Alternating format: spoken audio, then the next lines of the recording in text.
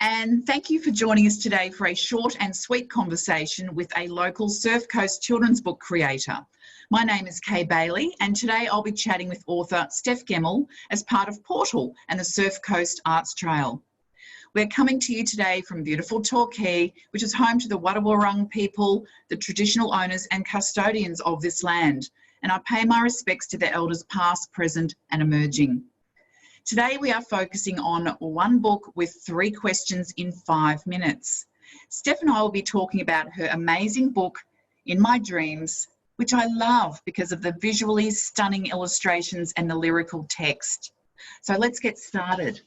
Steph, hello, and where did you get the idea for this gorgeous story? Thanks, Kaye. I was quite the daydreamer as a child. And the story is a mixture of dreams and childhood memories.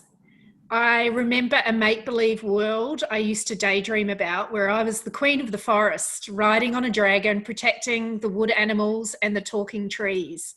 I grew up near a block of bush and I would hear the trees whisper to me at night. The lines blurred between my make-believe world and my real life, and on reflection, it was the happiest time in my life. I wanted to capture this feeling, and so I wrote a story idea and just a few lines, which is still in the final published book. I called it In My Daydreams, but I later changed the title because I wanted it to capture daydreams, nighttime dreams, even nightmares, and I've got to focus on our creativity and tapping into our imagination. Well, Steph, you certainly did capture a very beautiful part of your life in that story. You've certainly achieved that. And what is your favourite part of the story, and why is it your favourite? That's such a hard question to answer because there's so many parts of the book that are very personal to me. And the illustrations by Tanya Stefani are just incredible. The child in me, though, would love to splash in jelly puddles. There's an illustration of the scene of splashing in jelly puddles and showers of strawberry rain, to lick the stripes off rainbows and taste the flavours of my favourite fruit. I think rainbows look incredibly delicious and exciting to children, and they are colourful and hint at something magical. But the dreamland I would really love to escape to is one filled with magical talking animals and is filled with laughter and happiness and lots of love. So it is this page here that has to be my favourite. The words on the spread: we hunt with friends for treasure, lining our pockets with kisses and kindness from the island of love. It just makes my heart burst.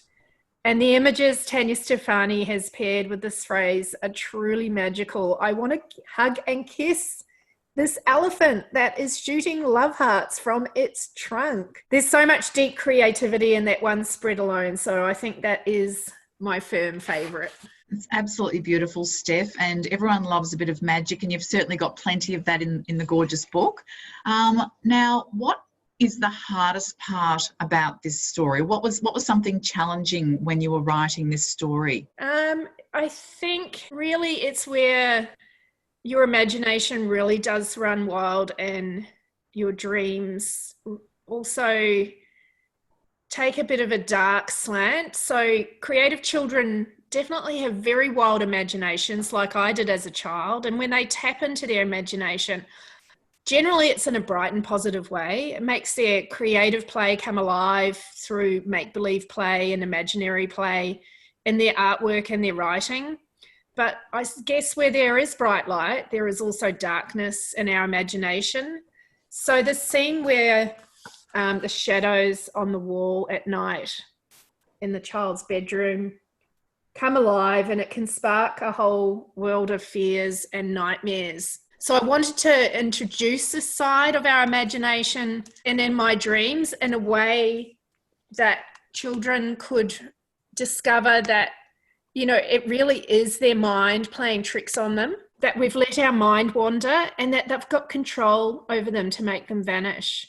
So that's where the line, they have no power over me, in a blink of an eye, they are gone. And in this scene here, you can see the child and the dog are chasing the night shadows out of their bedroom. And the illustrator has picked up characters from previous spreads and placed them as the dark shadows in the child's nightmare. But also we revisit these characters later in brightness and sunshine as they are meant to be. And I included that particular part in the story so that parents and children could have the very difficult conversation about nightmares and how children have the power to overcome them, and without making it too scary as well.